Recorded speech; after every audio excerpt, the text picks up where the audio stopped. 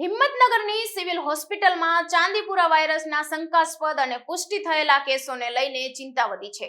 26 જૂનથી અત્યાર સુધી 7 દર્દીઓ હોસ્પિટલમાં સારવાર માટે દાખલ થયા હતા, જેમાં 3 દર્દીઓના મોત થયા છે અને 1 દર્દી સ્વસ્થ થઈને ડિસ્ચાર્જ થયો છે।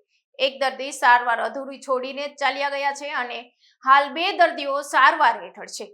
મૃત્યુ પામેલા 3 દર્દીઓમાં માત્ર 1ને ચાંદીપુરા વાયરસનો રિપોર્ટ પોઝિટિવ આવ્યો છે, જ્યારે 1નો રિપોર્ટ નેગેટિવ અને 1નો રિપોર્ટ હજુ પેન્ડિંગ છે। આપણી હોસ્પિટલમાં એટલે કે જીમસ મેડિકલ કોલેજ સંલગ્ન જનરલ હોસ્પિટલ હિંમતનગર ખાતે તારીખ 26/6/2026 રોજથી ચાંદીપુરમ સસ્પેક્ટેડ વાયરસ તરીકે દર્દીઓ દાખલ થયેલા કુલ 7 દર્દીઓ અત્યાર સુધીમાં દાખલ થયેલા છે। એની અંદર 3 તારીખે એક વધુ સારવાર માટે ભિલોડાથી દર્દી જે રિફર થઈને અહીંયા આવેલું હતું એ 4-4.25 કલાકની અંદર એનું મૃત્યુ થયું હતું અને એનો રિપોર્ટ 3 તારીખે લીધેલો હતો અને રિપોર્ટનું રિઝલ્ટ 6 તારીખે આવતા એ પોઝિટિવ હતો, એટલે ચાંદીપુરમ પોઝિટિવ વાયરસમાં એક મૃત્યુ થયેલું છે।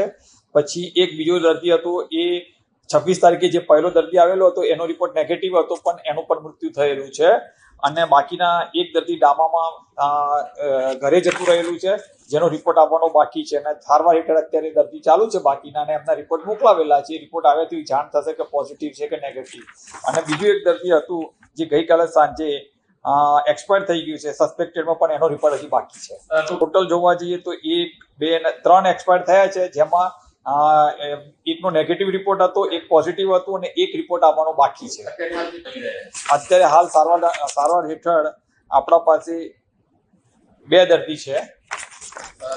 અત્યારે નીચેનો ગ્રાઉન્ડ ફ્લોર છે ત્યાં એની ચાંદીપુરમ વાયરસની વ્યવસ્થા કરવામાં આવેલી છે અને જો દર્દી સારું થઈ જાય તો એને પછી વોર્ડમાં શિફ્ટ કરવામાં આવે છે। ખાસ કરીને આમાં સાબરકાંઠાના 2 દર્દી છે, પંચમહાલનું છે, રાજસ્થાનના 2-3 દર્દી આવેલા છે, અલગ અલગ જિલ્લા, અલગ અલગ ડિસ્ટ્રિક્ટ અને રાજ્યના આવેલા છે।